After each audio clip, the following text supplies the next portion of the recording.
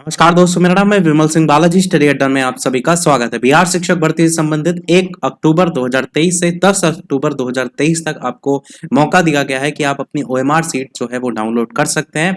परंतु जो लोग ओएमआर सीट डाउनलोड कर रहे हैं उनमें उनको कुछ गलतियां नजर आ रही हैं, उसको लेकर के इस वीडियो में बात करेंगे। परंतु उससे पहले बात करते हैं कि आप कैसे ओएमआर सीट अपनी डाउनलोड कर पाएंगे।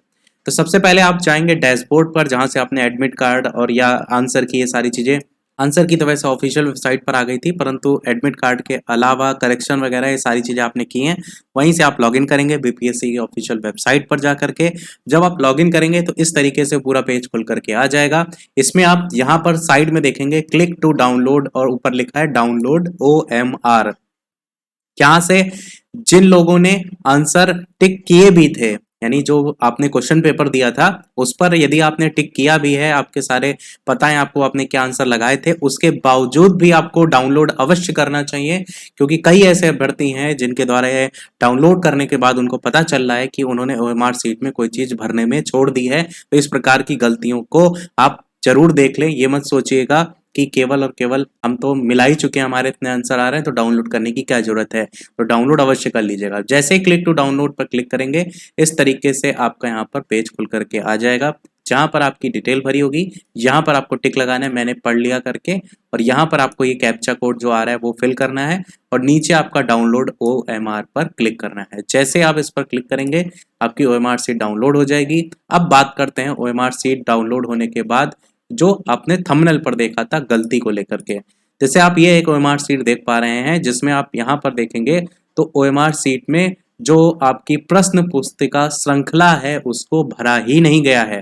तो ABCD में से जो भरना था वो हो सकता हो आपने भी इस प्रकार की गलतियां की हो, परंतु मैं आपको बता दूं कि इस प्रकार की गलती के लेकर के, संशोधन को लेकर के कोई भी आपको मौका नहीं दिया जाएगा और ना ही पहले कभी दिया गया है।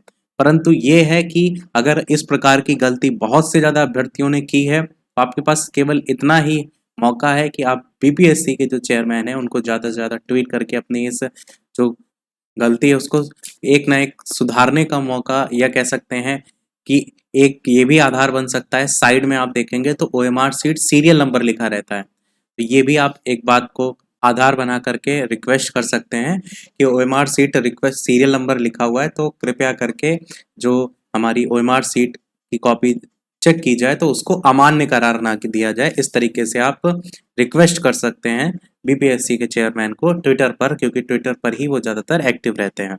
जब आप अपनी समस्या से अवगत कराएंगे तो कोई ना कोई उनकी तरफ से सॉल्यूशन अवश्य निकालने को लेकर के बात जो है वो की जाएगी।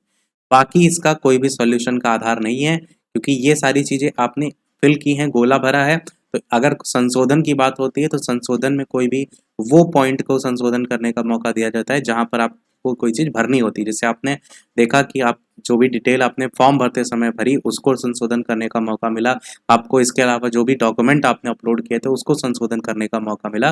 परंतु इस प्रकार की गलतियां साइड में आप यहाँ पर हस्ताक्षर भी हिंदी अंग्रेजी में देख पाएंगे।